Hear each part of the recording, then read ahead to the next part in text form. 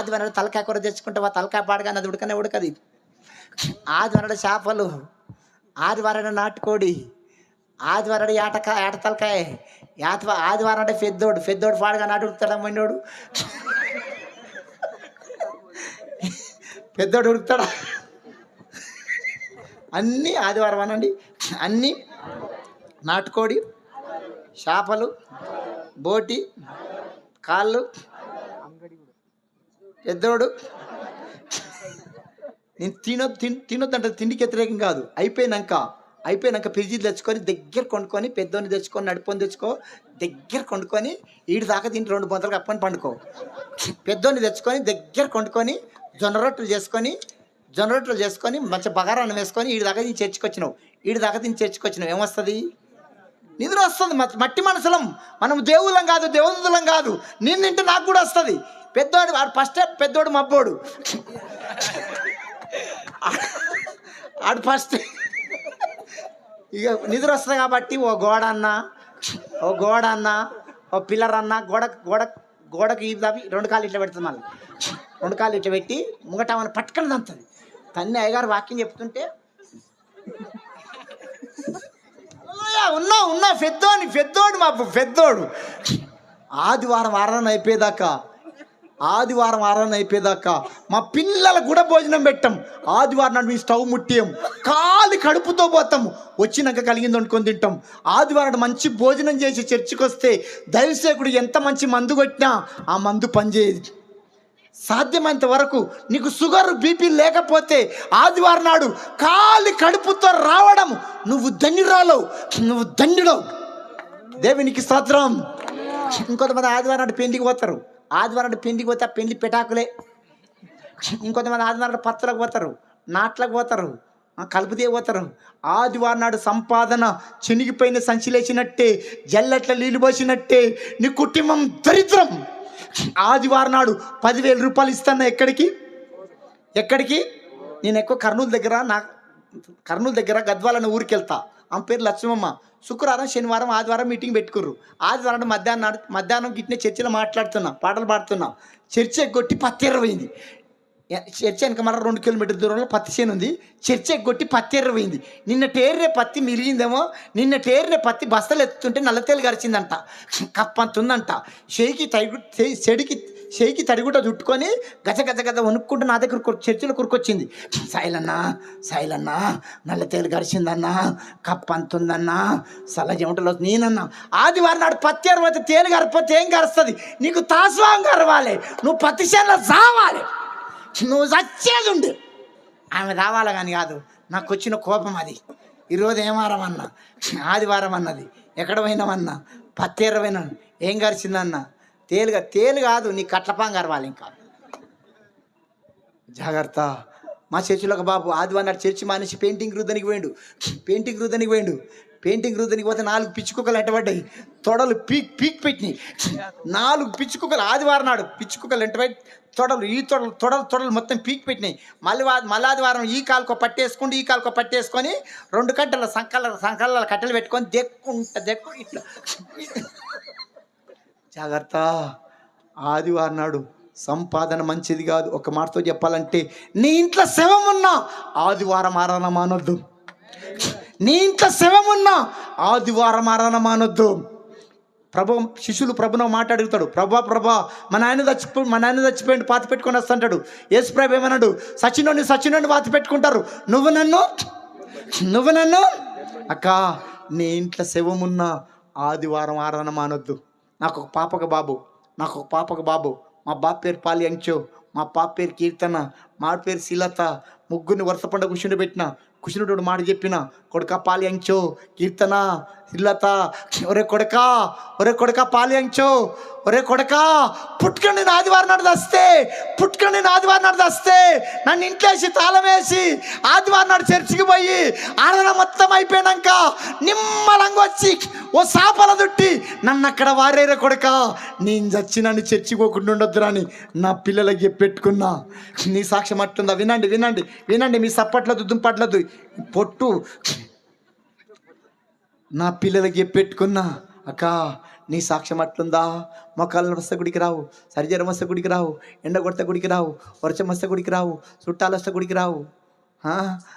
నాట్లకేం ఉరుకుతుంది? 4 గంటలకు లేచి సర్ది కట్టుకొని 6 గంటలకు ఉరుకుతుంది. గుత్త గుత్త గుత్త ఏడుకు ఉరుకుతుంది? 4 గంటలకు లేచి వండుకొని 6 గంటలకు ఉరుకుతుంది. ఏడికి గుత్త గుత్త. చర్చికేమో 12 గంటలకు వస్తుంది. ఈడ్చుకుంటా గుత్తకెట్లా ఉరుకుతుంది?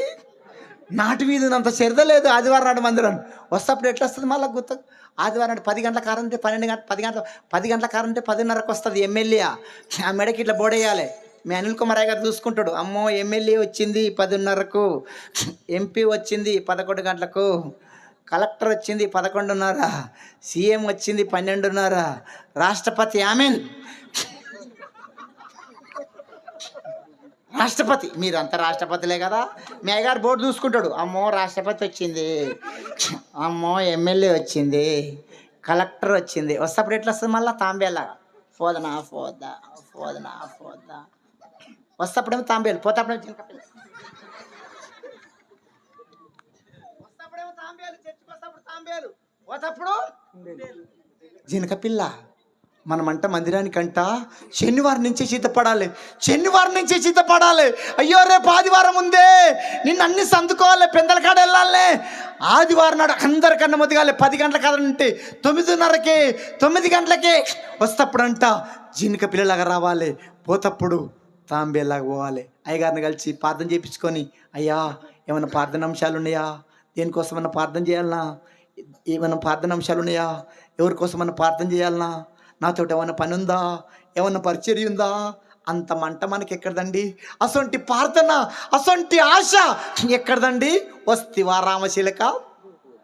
ఊపుకుంటొచ్చిన రావాలి కాబట్టి వస్తున్నా, పోవాలి కాబట్టి పోతున్నా. రాకపోతే అయ్యగారు ఫోన్ చేస్తాడు, అమ్మగారు ఫోన్ చేస్తుంది. ఈమె దేవుని కోసం రాదు, అమ్మగారి కోసం వస్తుంది, అయ్యగారి కోసం వస్తుంది. నువ్వు వచ్చే వారం నుంచి చినిక పిల్లలాగొద్దుగాక, తాంబేలాగా పోదుగాక. ఎట్లా రావాలి? పోతప్పుడు ఎట్లా పోవాలి? మెల్లగా అందరికి ప్రేజ్లాడి చెప్పి, అన్న వందనాలన్నా. ఎవరైనా కొత్త వాళ్ళు కనిపిస్తే, అన్న ఏమైనా ప్రార్థనాంశాలు ఉన్నాయన్నా, ఎక్కడి నుంచి వచ్చినవన్నా, ఏడుంటావన్నా అడిగి పరిచయం చేసుకొని ప్రేజ్లాడి చెప్పి పాస్టర్ గారు కలిసి ప్రార్థన చేయించుకొని నిమ్మల ఒక్కొక్క